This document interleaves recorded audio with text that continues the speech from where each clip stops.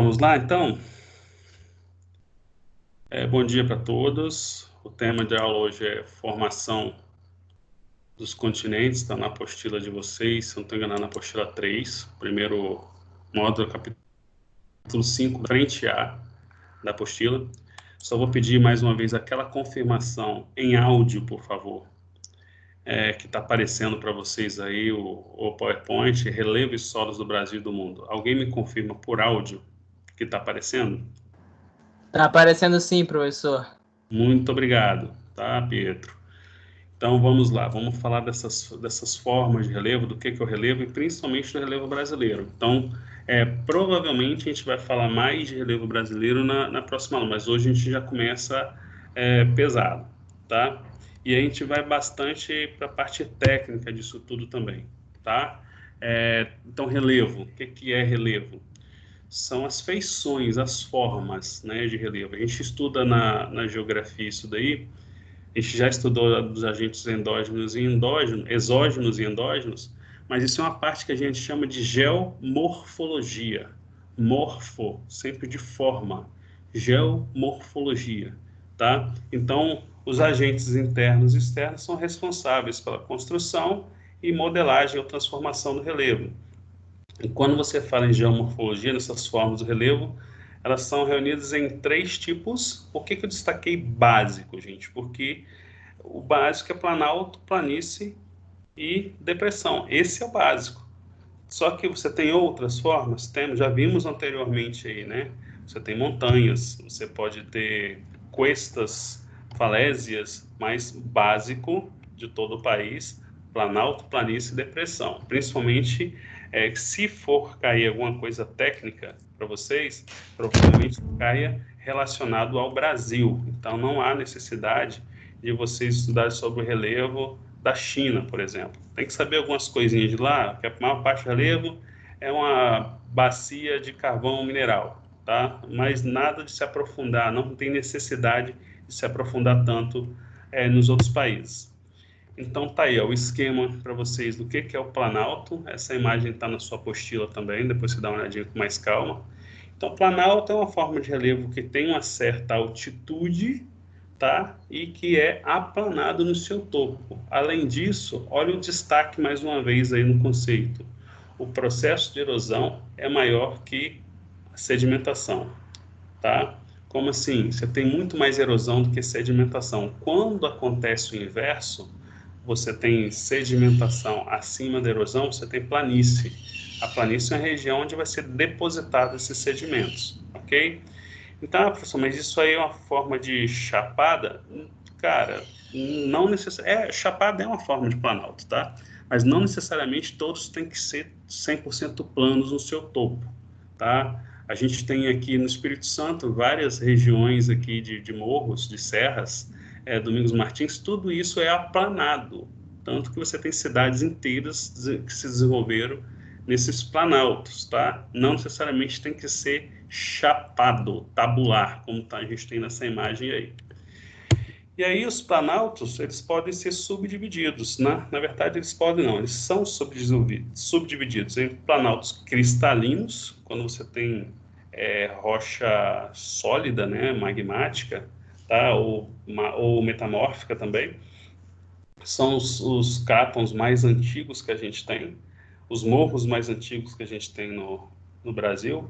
Essa imagem, por exemplo, aí é o famosíssimo Planalto da Borborema, no Nordeste, que é aquele conjunto de morros, de planaltos, que são a barreira natural para a chegada das massas úmidas. Por isso, o Planalto Borborema é um dos responsáveis pela existência do sertão nordestino, do sertão seco do Nordeste, ok? Então, os planaltos são planaltos cristalinos, são rochas magmáticas e metamórficas, geralmente magmática, tá?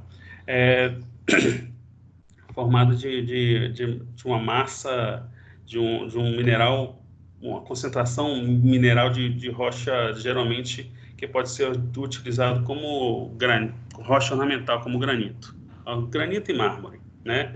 Esse final de semana eu estava aqui na Tortura, assistindo Animal Planet, que eu acho super legal. mas o Loreno só quer assistir isso. Então, eles estavam fazendo uma matéria, o Terra Brasil, ou Terra Brasilis, não sei, sobre Pedra Azul, tá? Que é uma rocha plutônica. É uma rocha, é um maciço, essa é a palavra exata, é um maciço rochoso, tá? Aqui nas Serras Capixabas, uma rocha que se formou, que se resfriou no interior e veio parar na superfície há bilhares de anos atrás, tá? Então, rochas ígneas e rochas metamórficas, ok? Planaltos sedimentares. Aí eu queria, olha só, olha a diferença que aqui nas rochas sedimentares continua se parecendo uma chapada, mas repara que na rocha sedimentar você consegue visualizar camadas nas rochas, né? São camadas de sedimentos e é rocha pura também, tá? Difícil de ser quebrada e tal, mas ela é mais fácil de ser erodida, tá? Esse aí é o Planalto Maranhão-Piauí. É o único planalto sedimentar que a gente tem aqui no Brasil, lá na região Nordeste, e bem bonito também. Planalto basáltico, tá? Basalto é uma rocha vulcânica, aí a gente vai para o sul do Brasil, Planalto Meridional. Então, você já vê que a cor da rocha é diferente, né? O basalto tem uma rocha mais esbranquiçada, tá? Mais uma vez parecendo com chapada, só que nesse caso ela não é limpa. Lá em cima você tem a vegetação, dá para ver até algumas araucárias ali no canto direito, tá? Então, Planalto Meridional é o único também que a gente tem de rocha sedimentar, no caso é arenito, região sul do Brasil, formado por calcário, arenito, basalto, etc.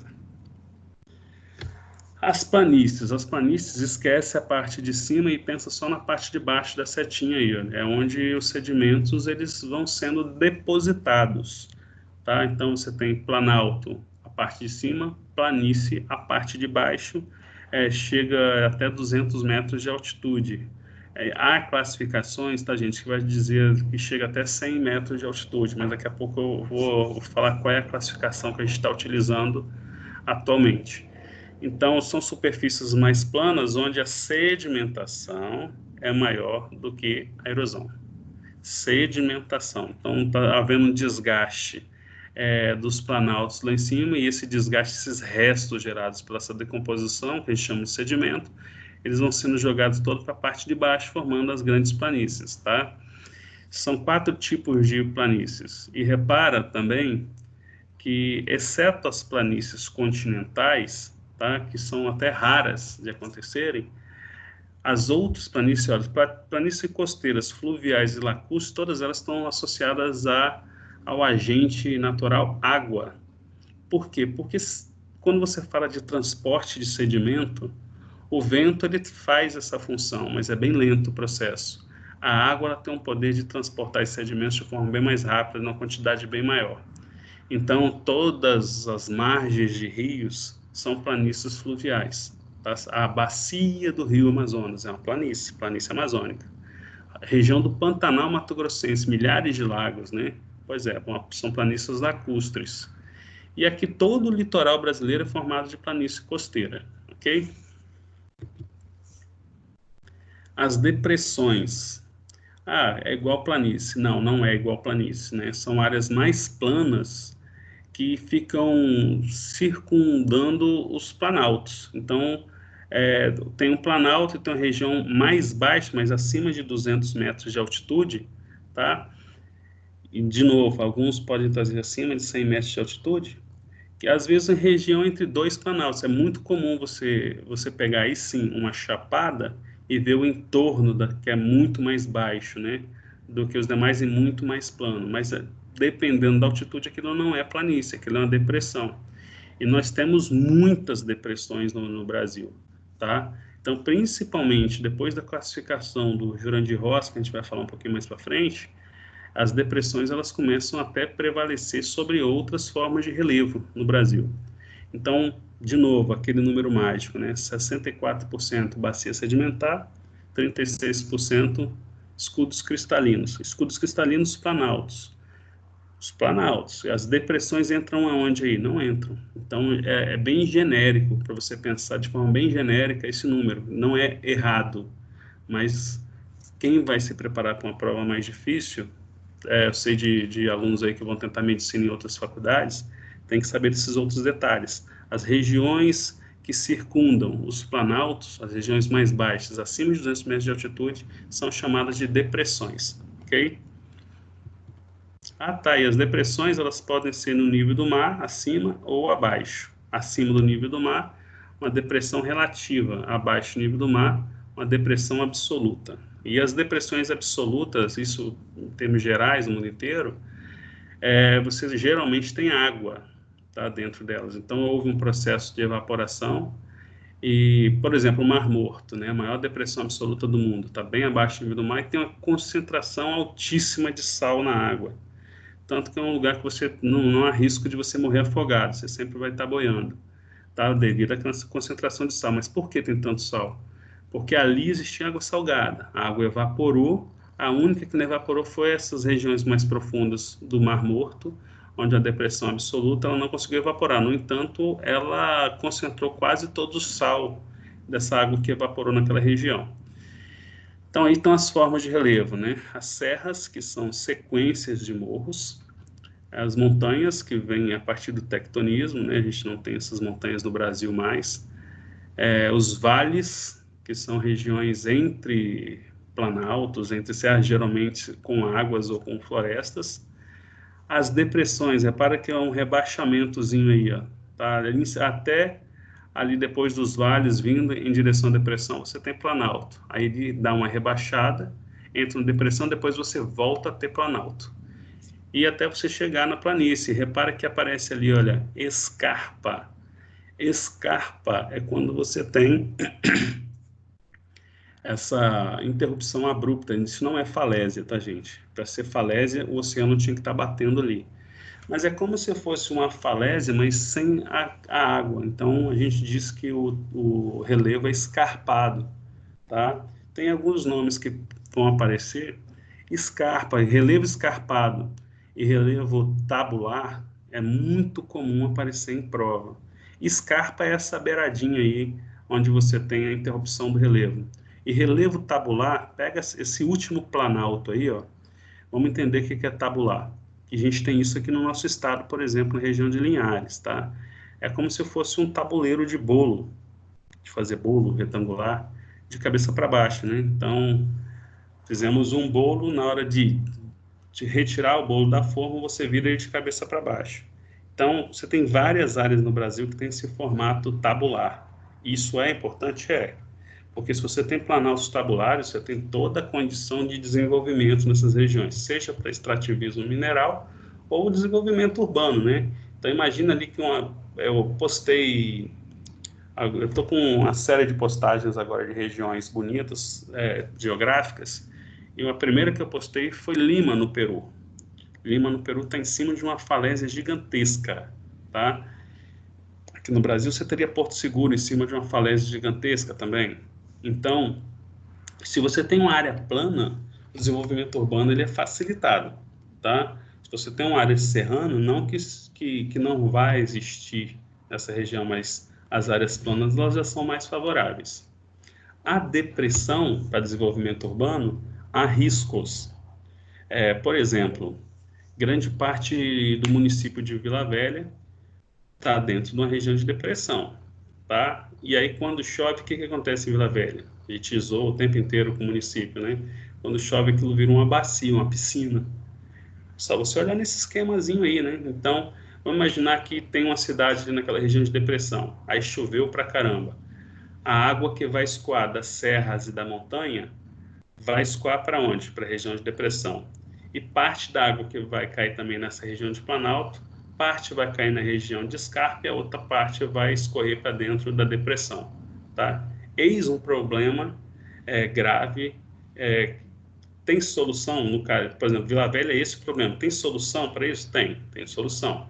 Vamos lembrar que existe uma coisa chamada engenharia que serve para resolver esse tipo de problema.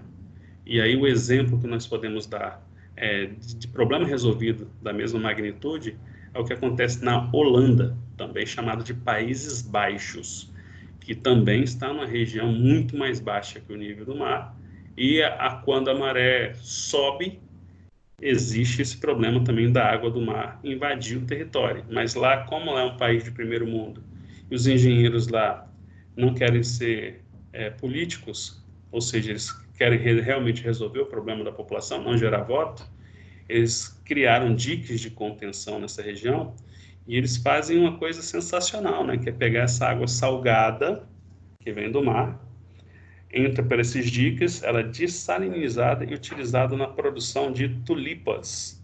A Holanda, ela é famosíssima, né? Na verdade, ela roubou isso da Turquia. A Turquia, a origem das tulipas é da Turquia, mas a Turquia não deu muita moral, a Holanda achou legal e produz em larga escala para o mundo inteiro, tá? Então, a irrigação é feita a partir dos diques de contenção, da dessalinização da água que vem do mar. Bom, a primeira informação que a gente precisa aí do relevo brasileiro é essa que está embaixo do título. Antigo e com modestas altitudes. O que eu estou querendo dizer? Está aí, altitude máxima 3.000 metros, tá? Mas que não é média, é de um ou outro pico que chega nessa altitude, não, nem chega mais ou menos nessa altitude, ok?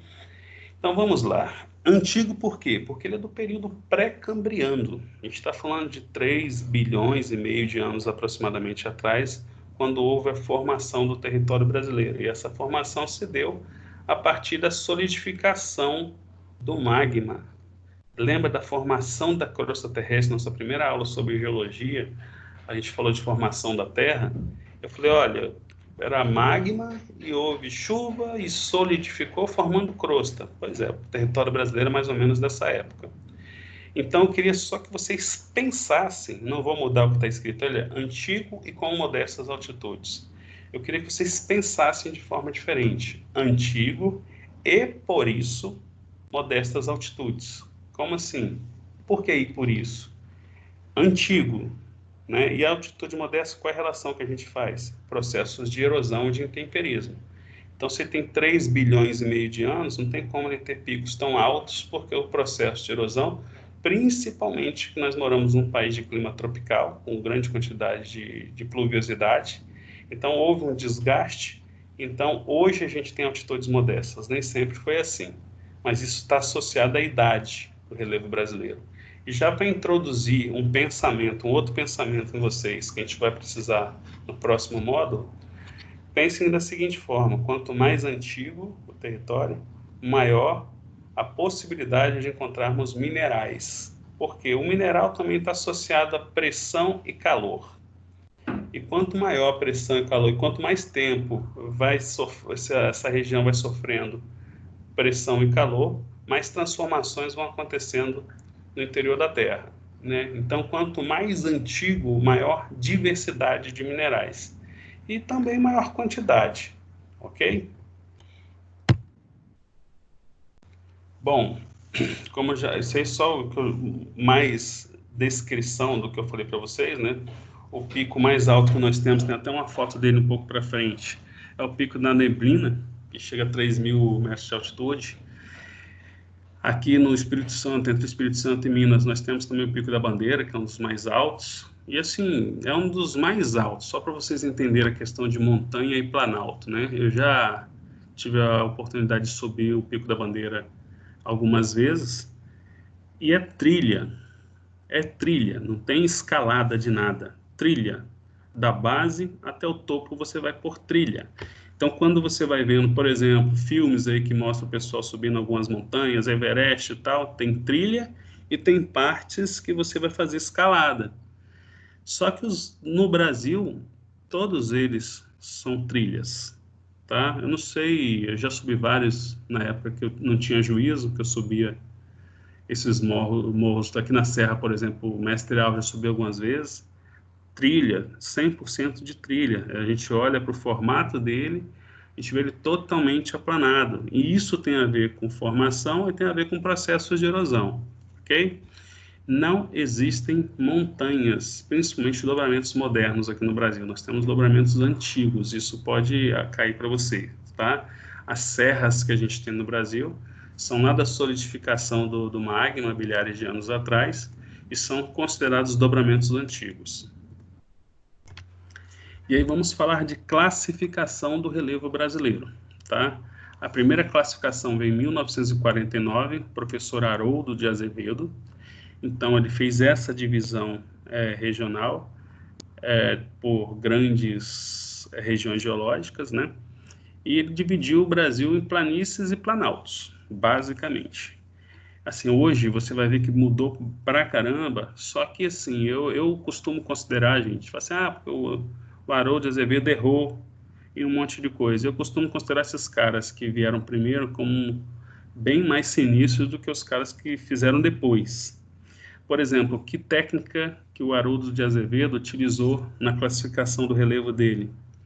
Ele foi no visual, no olhômetro. Ele saiu viajando, olhando e descrevendo. Ele criou essa classificação a partir do olhômetro, tá? Olha aí, ó. Ele considerava planícies até 100 metros de altitude, por exemplo, ok? Então, Planalto Meridional, Atlântico e Central, Planalto das Guianas lá em cima, planície do Pantanal, Costeira e Amazônica. Depois do Haroldo de Azevedo, seu ex-aluno, o professor finado, né, Aziz Absaber, em 1970, ele cria uma nova classificação. Então, por que eu considero o Haroldo um cara bem sagaz, né? Então, olha a classificação do Haroldo, sem nenhum tipo de recurso tecnológico, e olha do professor Aziz. O professor Aziz também vai no olhômetro, mas ele já consegue alguns dados, principalmente de forças armadas, né, que faziam aí a medição, já tinha alguns dados estatísticos para fazer sua própria classificação. Ficou bem parecido, ele só vai compartimentar mais os planaltos, né? Então você tinha 4 planaltos, agora vão aparecer, um detalhe, agora vai aparecer uma nova nomenclatura ali, ó, que são as serras. Então, professor Aziz, Planalto, professor Haroldo, planaltos e planícies, professor Aziz, planaltos, planícies e as serras, que são planaltos, mas são conjunto de planaltos sequenciados, tá? Costumo sempre falar das meia laranjas, né? Um monte de meia laranja, corta um monte de laranja na metade e bota essas metades uma do lado da outra, você tem as serras, ok? E assim, gente, o professor Aziz, ele é o cara da geografia física. Então, ele é constantemente cobrado. Ele que tem a pesquisa de domínio morfoclimático, por exemplo, tá? Que a gente vai ver bem mais para frente. Ele que criou. Então, ele é uma referência, na verdade, ele morreu tem no máximo uns 4 anos, tá? Ele era referência mundial de questões de geografia física, ambiental e etc. Só para vocês entenderem a importância dele, o primeiro relatório do painel de mudanças climáticas veio alarmante e vieram as seguintes informações, tá? A Caatinga vai se transformar em deserto, o Cerrado vai se transformar em Caatinga, vai pensando na questão da forma, da morfologia, e a Amazônia vai se transformar num grande cerrado. Quando eles fizeram esse relatório extremamente alarmante, o professor Aziz marcou uma comitiva de imprensa e ele riu dos caras, um bando de cientista renomado fazendo um relatório tão tosco. Por que tosco? Porque você não pode dizer que o Cerrado vai ter mudança de solos, por exemplo, tá? Igual a Caatinga e muito menos que a Amazônia, igual o Cerrado. Isso é impossível de acontecer, tá? Mas vamos lembrar também que esses relatórios, eles são geralmente alarmantes mesmo, porque se não fizer um relatório alarmante, não se toma nenhum tipo de iniciativa por parte dos governos. Quer dizer, você criando relatório alarmante já é muito difícil. Agora, se você não criar, é quase impossível. Algumas características aí, ó, que eu elenquei para vocês, da classificação de Haroldo de Azevedo e Aziz Absaber, tá? Então, o Haroldo, Planalto das Guianas, Planalto Brasileiro, que era subdividido em Atlântico, Central e Meridional. Aziz, Planalto das Guianas, que já subdividiu região serrana e Planalto Norte Amazônico, e Planalto Brasileiro, dividindo Central, Meridional, Nordestino e Serras, tá? E mais alguns outros planaltos. Planície Amazônica, Pantanal e Costeira, A única coisa que o Aziz fez aqui diferente foi acrescentar terras baixas, planícies e terras baixas amazônicas, terras baixas costeiras e planícies do Pantanal. Aí entramos agora na classificação de Jurandir Ross, que é atual, tá?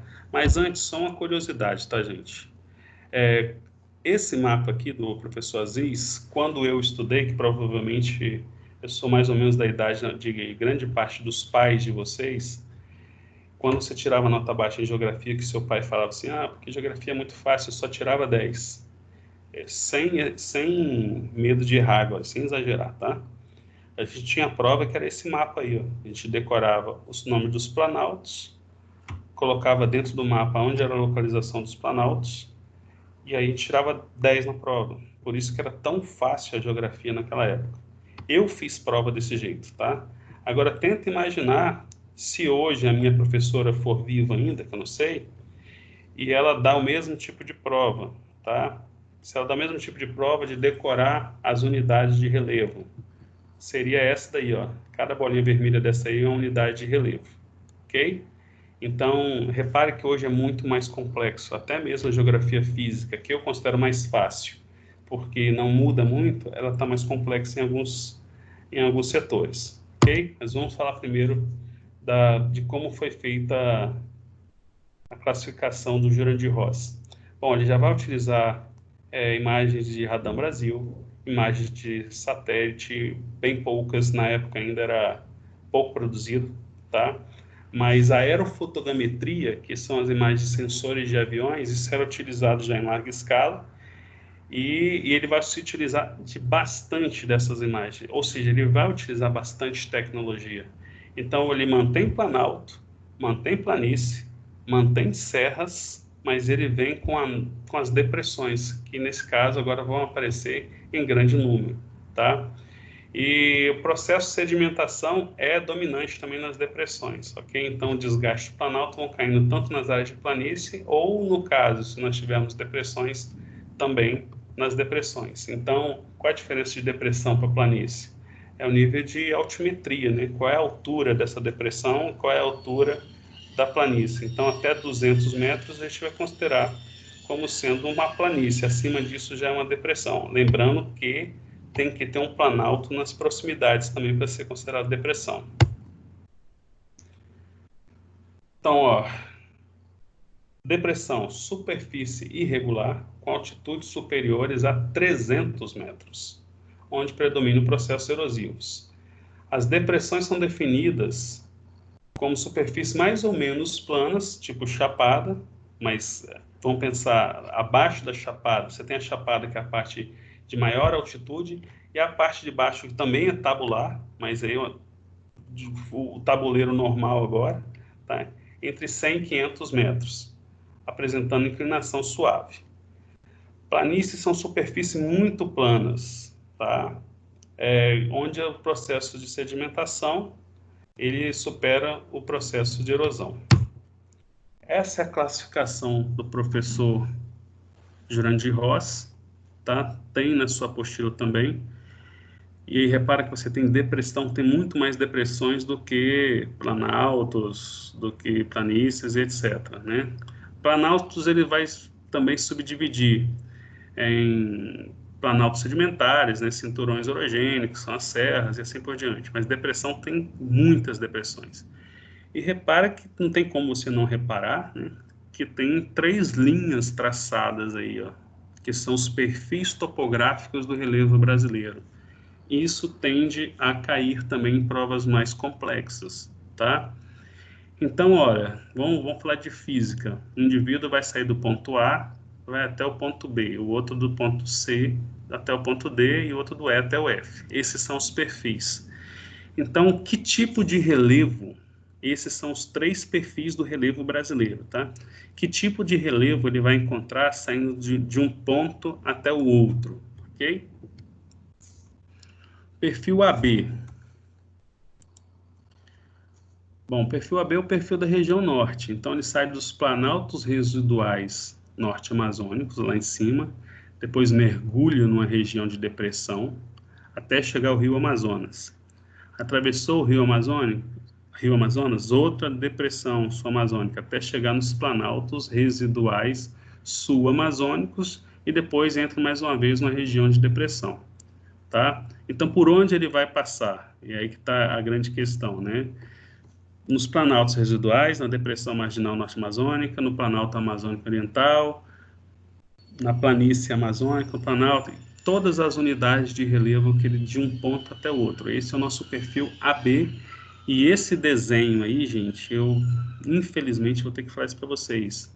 Cai o desenho, tá? Quando costuma cair, vocês podem procurar questões na internet depois de perfis topográficos, cai esse tipo de desenho para você identificar. Ou cai uma linha dentro do mapa e cai nas alternativas 5 desenhos e você tem que identificar o tipo de linha. Por exemplo, poderia ser só o perfil AB ali, cai 5 imagens diferentes para você identificar qual que é o perfil AB. Tá? Dessa forma que costuma cair para vocês. O perfil CD, nordestino, tá? Perfil da região Nordeste. De novo, né? Você sai lá do C, você sai de Chapadas e Bacia do Parnaíba, entra na depressão sertaneja, tá? Depois Planalto do Borborema, até você chegar nos tabuleiros litorâneos na planície costeira, ok? 1.500 quilômetros de extensão aproximadamente. E o perfil EF vai começar, já dá para ver ali na Bacia do Pantanal, região do Pantanal, e vai desembocar lá na região litorânea. Então, vamos lá, o perfil EF. Pantanal Mato Grossense, região mais baixa, atravessa alguns planaltos e bacias do Paraná, está ali o Rio Paraná no meio, uma depressão periférica até os planaltos e serras, né? Serra da Mantiqueira, Serra do Mar, etc., até você chegar mais uma vez no oceano. Mais 1.500 quilômetros de comprimento. O maior que nós temos é o perfil AB, que chega a 2.000 quilômetros de comprimento, ok? Passando por chapadas, etc. Repare o seguinte, quando a gente fala desses perfis topográficos, a gente está falando das formas e das unidades de relevo. Só saber as formas te ajuda, mas te ajuda uma imensidão, só você saber as formas. Já deixo isso claro para vocês, tá? Agora, as unidades de relevo. Unidade de relevo, numa questão, sendo bem franco com vocês, vocês conseguem fazer muitas vezes por dedução, ok? Principais planaltos. Bom, tá aí, olha, o Planalto da Amazônia Oriental. Repara que ele é bem sinuoso, tem aí um rio diferente do que a gente está acostumado a ver de rio da Amazônia. Rios da Amazônia, a gente vê aqueles rios tipo serpente, né? Pois é, os rios tipo serpente são em regiões de planície. Em região de Planalto, ele tem um curso normal, tá? E dá para você ver aí na mata, tá? As ondulações, né? Desses relevos não são muito altos, chegam a média de altitude de 400 metros apenas, ok? E formato de tabuleiro mais uma vez. Planaltos e Chapadas da Bacia do Parnaíba. Olha que chapada bonita aí, ó. Mais uma vez, tem o nome aí, eu botei destaque para vocês. Itabuliforme, formato de tabuleiro, tá? Esse aí na região de Goiás e Tocantins, o Tocantins-Araguaia, certo? Predominância de formas como essa, de formas tabulares. Planaltos e Chapadas da Bacia do Paraná. Mais um local bonito, né? Mais uma chapada bonitona aí. Repara que tem um paredão rochoso e no topo é aplanado. Lá no fundo dá para você ver que existem outras chapadas. Tá? Aí você tem algumas chapadas até famosas nessa região aí, mas eu não quis colocar as famosinhas para não dar ibope. E é uma região que abriga o aquífero Guarani, tá? Importantíssimo a gente saber disso. Rondônia, Planalto Chapada dos Parecis, outro lugar bonito, é uma reserva, na verdade, essa região. Algumas espécies novas de macacos estão sendo descobertas e catalogadas nessa região. As altitudes aí chegam a 800 metros de altura, tá? Tá aí, ó, planaltos residuais norte-amazônicos. Tá aí o Pico da Neblina, tá? Você, professor, você falou que aqui só dá para chegar por trilha, aí precisa de escalar. Essa parte do morro aí você poderia escalar, né? Mas só se você gosta de adrenalina. Se você quiser simplesmente escalar, você vai passar pela parte atrás do morro, onde você tem as trilhas de boa, tá? Esses planaltos, eles se estendem no Amapá, Amazonas e Roraima. A gente tem um monte de Roraima na região também, que é lindíssimo, grandes quedas d'água. E neste caso, chegando a 3.000 metros de altitude, que é o ponto máximo aí do Pico da Neblina. Carajás, repara ali que tem uma legendinha. Não consegui outra imagem, gente, de Carajás, porque Carajás não é nada disso mais, tá? Isso aí tirei do site da Vale antes de começar a exploração mineral nessa região. Planaltos residuais sul-amazônicos, vai do Pará até mais ou menos o estado de Rondônia, algumas regiões, alguns crátons aí de exploração, tá? Carajás hoje, se você for procurar as imagens depois por curiosidade, você vai ver só um monte de morro com aqueles monte de estradinha, redemoinho, extração mineral pesada. Então tem muita reserva mineral. Carajás é considerado uma anomalia geológica, tá? Pela quantidade e diversidade de minerais encontrados nessa região. Não é só quantidade, isso não é só minério de ferro, né? Tipo assim, num raio de 16 quilômetros de pesquisa, encontraram 16 tipos de minerais diferentes nessa região. Então, é bastante diferente isso do que a gente tem dentro do restante do mundo. Então, por isso é considerado uma anomalia e por isso bastante explorada essa região. E aí, quando fala aí, olha, cobre e ouro, pois é, nós tivemos um ciclo do ouro nessa região aí, década de 70, década de 80, na região de Serra Pelada. Os caras, e foi tudo extração ilegal, tá? Era verdadeiros formigueiros humanos nessa região, extraindo de qualquer forma o ouro que existia nessa região. Muita gente ficou rica nessa região aí, mas a maioria a gente sabe que ganhou algum trocado, tá? E é legal você fazer o antes e o depois dessa região, que a região de Serra Pelada, antes, quando acabou o ouro, deixaram tudo para trás, e a natureza ela começou a se recuperar nessa região. Então você tem algumas árvores que cresceram e aí, em cima da árvore você encontra algumas peças de mineração, restos de carros, de caminhão, que as árvores foram crescendo por baixo e levantaram essas peças, tá? Bem interessante. Atlântico Leste, né? Aí você tem os famosos mares de morros, tá? Que é uma nomenclatura também criada pelo professor Aziz. Então são serras bem aplanadas, algumas regiões um pouco mais inclinadas, mas a maioria das vezes bem aplanadas. São maciços graníticos a maioria das vezes, tá? Rocha maciça de granito. Encontra-se também o mármore nessas regiões, mas bastante desgastado. Vamos lembrar que esses maciços eles estão na região mais próxima ao litoral, onde você tem ação de ventos e de chuvas com muita frequência, tá? Então, é uma região muito importante, por exemplo, de extração mineral, tá? Região de Minas Gerais, principalmente. Planaltos e Serras de Goiás, Minas, tá? Aí você tem também outras formas, né? Tem Chapada dos Veadeiros nessa região, tá? Tem outros. Eu preferi colocar uma imagem de planalto para vocês, para não ficar só com chapada na cabeça. Pode ver que é um morro desgastado, bastante erodido, tá? O nome já te indica a localização entre Goiás e Minas Gerais, e esses morros foram formados a partir de processos de orogênese, tá? Planaltos e serras residuais Alto do Paraguai, Rio Paraguai. Mais uma vez, bem plano, com paredões rochosos ali, formato de chapada também, chegando a 800 metros de altitude. Nem aviso para vocês quem acabou de acordar aqui, tá, gente? Planalto do Borborema, tá? Uma área de terrenos formados de rochas pré-cambrianas. Quando eu falo pré-cambriano, pense em extremamente antigos, tá? Aproximadamente 1.000 metros de altitudes aí, alguns picos passando um pouquinho, outros um pouco menos. E o Planalto Borborema não tem aquela questão climática que ela é importante para a gente entender, né? Que ela é uma barreira natural para as massas atlânticas não chegarem até o sertão, ok? Mas mais um formato bonito, duas imagens do Planalto do Borborema, né?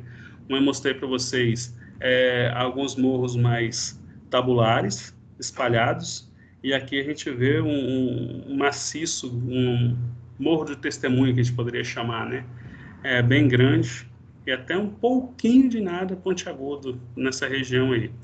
E repara também, gente, que no meio desse morro aí, olha, você tem fratura no meio das rochas, né? Isso pode ser tanto por intemperismo físico, quanto por ação de chuva, ok? Vocês me dão só um minutinho, gente. Não precisa não, só correndo. Planalto Sul Rio-Grandense, né? Aí também são as colinazinhas, né? Mas, de novo, mas isso é planície. Não é planície. Está acima de 200 metros de altitude, não é planície. Mas se estivesse na altitude abaixo, seria facilmente, né? É tão baixo, e lá são chamadas de coxilhas. Então, cuidado com esse nome, coxilhas. No máximo 450 metros de altitude, sem picos, sempre bem aplanado. Vamos aqui, passaremos agora para a parte das dúvidas de vocês. E Ana Carolina, vai ser postado, se já não está postado, não tenho certeza. Eu acho que eu não postei não, porque eu terminei ontem à noite essa primeira parte. Dúvidas, crianças? Vocês têm 10 minutos para começar a próxima aula.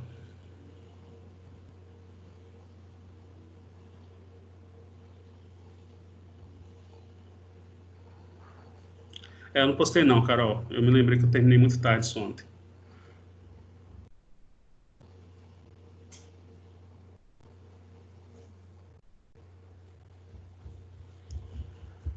Dá bom dia pro pessoal ali, ó. Bom dia, pessoal. Ali, ó, só tá aparecendo. Cadê a sua cabeça ali? Bom dia, pessoal. Cara amassado. Papai já vai dar seu café, tá bom? Senta lá. Pega o tablet ali, ó.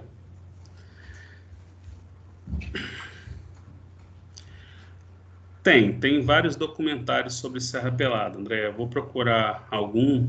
Eu me lembro que eu era guri, foi a primeira vez que eu fui no cinema, que os Trapalhões na Serra Pelada, que era comédia, mas mostrava a dinâmica do que era literalmente um formigueiro humano, tá? Mas vou procurar um documentário e quando eu for postar a aula de vocês, eu posto o link também para quem tiver interesse, ok? Mais dúvidas, crianças?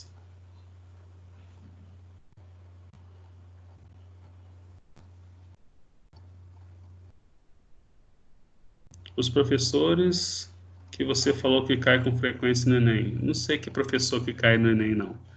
Eu falei que pode ser cobrado de vocês impactos ambientais em solos. Vossoroca, salinização, desertificação, tudo isso já foi cobrado, tá? E assim, o fato de ter sido cobrado não exclui o fato de poder ser cobrado mais uma vez, deixar isso bem claro, ok?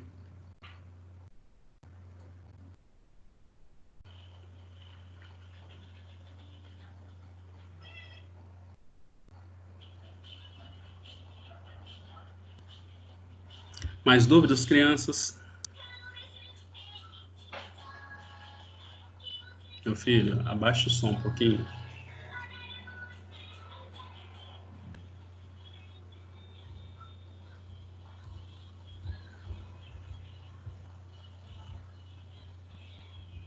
Aí na próxima aula, gente, a gente vai falar das planícies, das depressões, do mesmo modelo que a gente fez agora descrevendo as principais planaltos, a gente vai fazer das planícies, depressões, vamos falar dos solos. Mais uma vez, né, que eu falei na aula passada de solos, mas eu quero dar uma reforçada em algumas coisas. E falar de solos das outras partes do mundo também, ok? Mais alguma dúvida, crianças?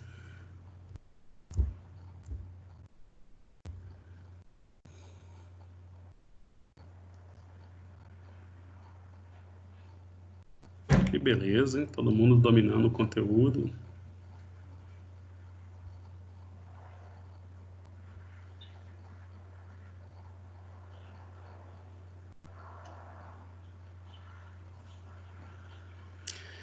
Beleza, gente. Então, até semana que vem. Eu vou estar postando agora. Antes de postar o material, eu vou ver se eu atendo a solicitação do André de achar um documentário no YouTube.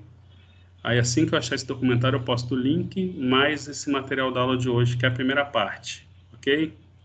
No mais, tchauzinho para vocês, tá? Fique com Deus aí. Fé que já vai passar essa parada aí, ok? Beijo para todos vocês, crianças. Saudades, viu?